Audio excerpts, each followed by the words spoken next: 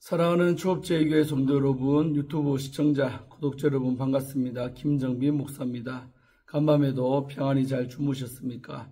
오늘은 2025년 10월 18일 토요일 아침입니다. 오늘도 주 안에서 복된 날 되시기를 주의 이름으로 축원드리면서 자 기도하겠습니다. 하나님 감사합니다. 한 주간도 주의 은혜 속에 잘 살게 하시고 또 이렇게 토요일 날이 되었습니다. 오늘 토요일도 주 안에서 편히 안식하며 또 쉬게 하시고 회복되는 시간들 되게 하여 주시고 오늘 이 하루도 하나님의 영광을 드러내고 하나님 뜻대로 살아가는 저희들 되게 하여 주옵소서. 주께 큐티 시간을 의탁하옵고 예수님 이름으로 간절히 기도하옵나이다. 아멘. 할렐루야. 좋은 아침입니다. 오늘 함께 말씀 묵상하실 본문의 말씀은 우리 스가랴서 5장입니다. 1절부터 11절까지 말씀 한 번만 개역 개정판으로 함께 읽도록 하겠습니다. 내가 다시 눈을 들어 본즉 날아가는 두루마리가 있더라. 그가 내게 묻되 네가 무엇을 보느냐 하기로 내가 대답하되 날아가는 두루마리를 보나이다. 그 길이가 20규빗이요 너비가 10규빗이니이다. 그가 내게 이르되 이는 온 땅 위에 내리는 저주라. 도둑질하는 자는 이쪽 글대로 끊어지고 맹세하는 자는 저쪽 글대로 끊어지리라 하니 만군의 여호와께서 이르시되 내가 이것을 보냈나니 도둑의 집에도 들어가며 내 이름을 가리켜 망령되이 맹세하는 자의 집에도 들어가서 그의 집에 머물며 그 집을 나무와 돌과 아울러 사르리라 하셨느니라 하니라. 내게 말하던 천사가 나와서 내게 이르되 너는 눈을 들어 나오는 이것이 무엇인가 보라 하기로. 내가 묻되 이것이 무엇이니까 하니 그가 이르되 나오는 이것이 에바이니라 하시고 또 이르되 온 땅에서 그들의 모양이 이러하니라. 그 에바 가운데에는 한 여인이 앉았느니라 하니 그때에 둥근 납 한 조각이 들리더라. 그가 이르되 이는 악이라 하고 그 여인을 에바 속으로 던져놓고 납 조각을 에바 아기 위에 던져 덮더라. 내가 또 눈을 들어 본즉 두 여인이 나오는데 학의 날개 같은 날개가 있고 그 날개에 바람이 있더라. 그들이 그의 발을 천지 사이에 들었기로. 내가 내게 말하는 천사에게 묻되 그들이 에바를 어디로 옮겨 가나이까 하니 그가 내게 이르되 그들이 신할 땅으로 가서 그것을 위하여 집을 지으려 함이니라. 준공되면 그것이 제 초소에 머물게 되리라 하더라. 아멘. 네, 오늘 본문 말씀 먼저 우리 주의하도록 하겠습니다. 은혜 받기를 바랍니다. 자, 오늘 1절과 2절의 말씀은 날아가는 두루마리가 등장하고 있죠. 스가랴는 환상 가운데 하나의 두루마리가 하늘을 날아가는 모습을 봅니다. 그 두루마리는 펼쳐진 상태였으며 길이가 약 10m, 20규빗이 10m입니다. 폭이 약 5m, 10규빗이죠. 이 정도에 달하는 압도적인 크기의 물체였습니다. 그리고 그 안에 글이 적혀 있었습니다. 사람들은 이 두루마리에 적힌 내용을 알 수가 없었다고 변명할 수가 없습니다. 왜냐하면 그것은 펼쳐져 있었고 거대했기 때문에 모든 사람이 다 보았다라는 거죠.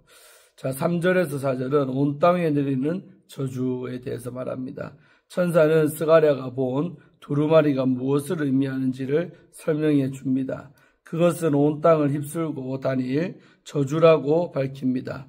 여기에서 저주, 우리 히브리어로 알라라는데 이 알라, 저주는 성경의 다른 본문들에서 주의 백성이 하나님과의 언약에 신실하지 않을 때 내려지는 언약적 저주를 의미합니다. 신명기 29장, 우리 20절에서 21절 말씀.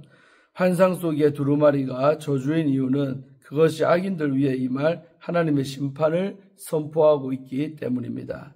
두루마리 한쪽에는 도둑질하는 자들이 모두 제거되리라고 기록되어 있고 다른 한쪽에는 모든 거짓맹세한 자들이 제거되리라고 기록이 되어 있습니다. 두루마리에 기록된 말씀들은 10계명 중 2계명을 언급을 하고 있습니다. 그 거짓맹세를 금하는 세 번째 계명, 출애굽기 20장 7절 말씀과 또 도둑질을 금하는 8번째 계명, 출애굽기 20장 15절 말씀이죠. 이 중 세 번째 계명은 하나님과의 관계에서 범하는 죄를 다루며 8번째 계명은 사람과의 관계에서 범하는 죄를 다룹니다. 따라서 이 두 계명의 언급은 10계명의 두 주요 범주, 하나님과의 관계, 또 이웃과의 관계, 제가 늘 설명하죠. 그래서 이 십자가를 대표하는 것으로 보입니다. 나아가 하나님의 율법 전체를 상징하는 것으로 이해가 됩니다. 다시 말해 두루마리에 기록된 말씀에는 전체 율법을 대표하기 위해 부분으로 전체를 나타내는 문학적인 기법인 우리 제율법이 사용된 것으로 보입니다. 여호와께서 두루마리에 기록된 내용이 반드시 성취될 것임을 선언을 하십니다. 그가 보내시는 저주는 도둑의 집이나 거짓 맹세를 한 자의 집 안으로 들어가 그 집을 철저히 파괴할 것이라고 말씀하십니다. 이 본문에서 하나님의 저주는 의인화되어 어떠한 죄도 지나치지 않고 반드시 찾아내어 그 죄를 범한 자에게 임하는 존재로 묘사가 됩니다. 앞선 환상들이 주로 백성을 향한 위로와 회복의 메시지에 초점을 맞추고 있었다면 6번째 환상은 백성 안에 있는 죄와 그 죄를 결코 간과하지 않으시는 하나님의 거룩하심에 강조점을 두고 있습니다. 스가랴의 환상들은 언약 공동체의 회복과 번영이 그들 가운데 있는 죄의 제거와 함께 이루어져야 함을 드러내고 있습니다. 스가랴 당시의 유다 백성은 그들이 죄로부터 분리되어야 새롭게 시작할 수 있다는 원리를 기억해야 했습니다. 이는 현대의 그리스도인들도 반드시 기억해야 하는 중요한 영적인 원리입니다. 자, 5절에서 6절 말씀은 에바의 등장입니다. 스가랴는 이번에 한 바구니를 봅니다. 스가랴에서 환상의 의미를 설명해 주는 천사는 그 바구니가 곡식의 양을 재는 데 사용한 용기인 에바, 우리 에파라는데 발음 거의 비슷하죠. 에바라고 알려줍니다. 그리고 그 에바는 온 땅에 가득한 죄악을 상징한다라고 설명을 합니다. 자, 우리 7절, 8절, 2절은 악을 상징하는 여인에 대해서 말합니다. 스가랴가 본 에바는 나무로 된 뚜껑으로 덮여 있었는데 갑자기 그 뚜껑이 열리면서 스가랴는 그 안에 앉아있는 한 여인을 보게 됩니다. 그러자 해석자 천사는 그 여인이 악을 상징한다라고 설명합니다. 납 뚜껑이 들려 일부분만 드러난 여인의 모습은 그녀가 상징하는 악의 은밀한 속성을 나타냅니다. 스가랴가 여인의 존재를 확인한 후 해석자 천사는 그 여인을 다시 우리 바구니 안으로 밀어넣고 무거운 납 뚜껑으로 단단히 눌러 덮습니다. 이 환상에서 무게에 있는 뚜껑은 악이 바구니 안에 확실히 포인되었음을 나타냅니다. 또한 여인이 억지로 눌려 들어가는 장면은 악이 본래 갇히기를 원하지 않고 여전히 우리 땅 가운데 활동하기를 바랬음을 보여주고 있습니다. 자, 우리 9절 말씀. 날개 달린 두 여인의 등장입니다. 스가랴는 바구니 속에 갇힌 여인을 본 후에 또 다른 2명의 여인을 봅니다. 두 여인은 날개를 가지고 있었는데 그 날개는 마치 학의 날개처럼 보였습니다. 이들은 그 날개로 바람을 일으키며 나타났습니다. 이 여인들은 여호와의 뜻을 수행하기 위해 보내진 존재들이었습니다. 그들은 악을 상징하는 여인이 갇혀있는 바구니를 양쪽에서 각각 붙잡아 들고 공중으로 높이 올라갔습니다. 모세의 율법에서 학은 우리 학이 이제 하시다라고 히브리어로 발음하는데 하시다는 부정적인 동물로 분류가 됩니다. 우리 레위기서 11장 19절과 신명기서 14장 18절에 나옵니다. 그러므로 이 학의 날개를 닮은 날개를 가진 여인들이 악을 담고 있는 부정한 바구니를 운반하는 일이 상징적으로 잘 어울립니다. 자, 우리 10절, 11절, 2절은 신할 땅으로 옮겨지는 에바. 두 여인이 에바를 붙잡고 공중으로 올라가는 것을 본 스가랴는 그 바구니가 어디로 옮겨지는지 그의 곁에 있던 해석자 천사에게 물어봅니다. 그러자 천사는 그 바구니가 멀리 신할 땅으로 옮겨질 것이며 그곳에 초소가 준비되면 거기에 머물 것이라고 설명을 합니다. 이 신할 땅은 바벨론이 위치한 지역으로 하나님께 범죄하여 포로로 끌려간 유다 백성이 거주했던 땅이죠. 또한 인류 역사 초기에 바벨론은 사람들이 하나님을 대적했던 장소이죠.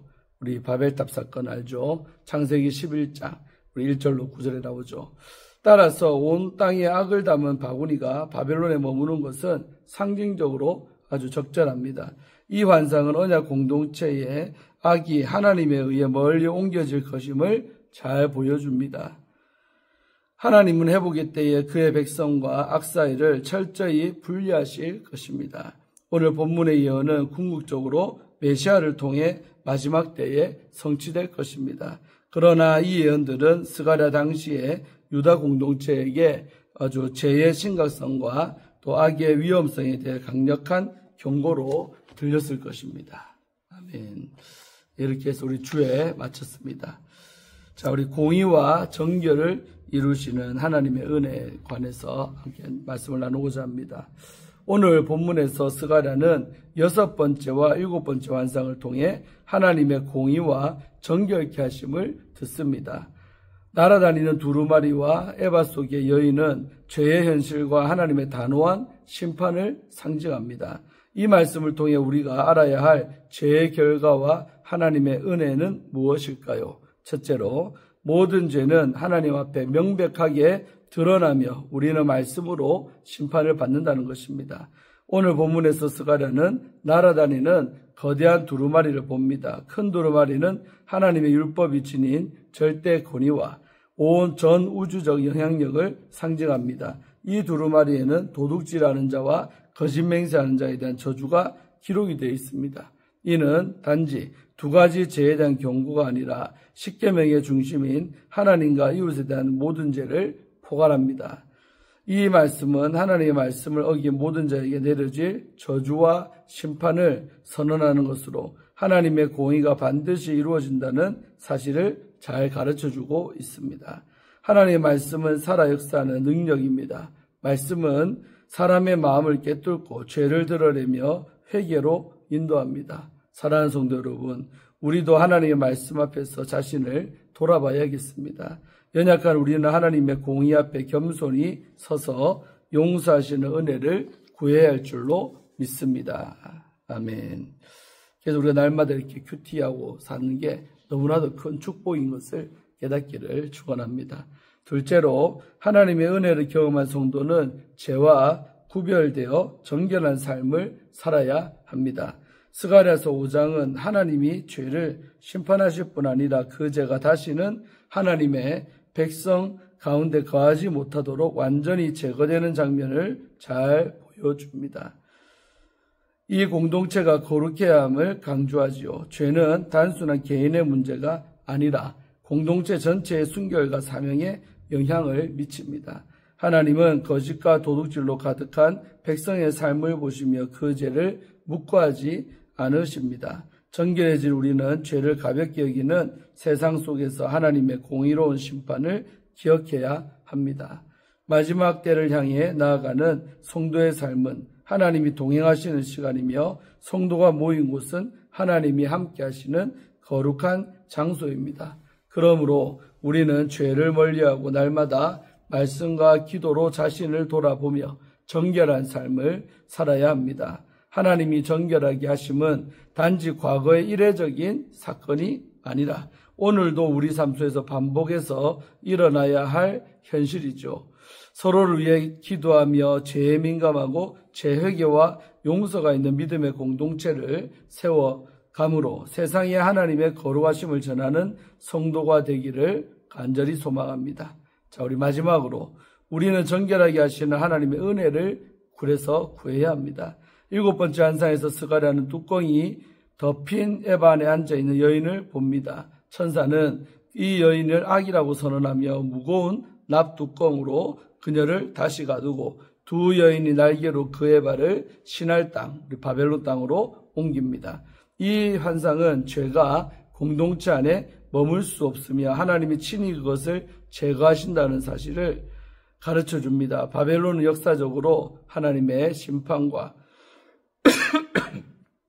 우상 숭배의 중심지로서 죄가 되돌아갈 상징적인 장소입니다. 이 환상은 죄의 근원을 하나님의 백성에게서 분리시키는 하나님의 이 주권적인 역사, 그 정결케 하심을 묘사합니다. 사랑하는 성도 여러분, 사람은 스스로의 힘으로 죄를 이겨낼 수가 없지요. 그래서 하나님이 친히 역사하셨습니다. 예수 그리스도를 통한 구속의 은혜는 우리가 죄에서 벗어나 정결함을 얻는 유일한 길입니다. 여전히 죄의 유혹에 넘어지고 연약한 모습이지만 우리를 사랑하시는 하나님께 나아가 회개하며 성령의 능력으로 거룩한 삶을 살아가기를 힘쓰는 성도가 되기를 소망합니다. 사랑하는 성도 여러분, 오늘 본문에서 스가랴가 본 환상은 우리에게 죄의 심각성과 하나님의 거룩하심을 깊이 일깨워 줍니다. 하나님은 죄를 반드시 심판하심으로 자신의 백성을 정결하게 하시는 분입니다.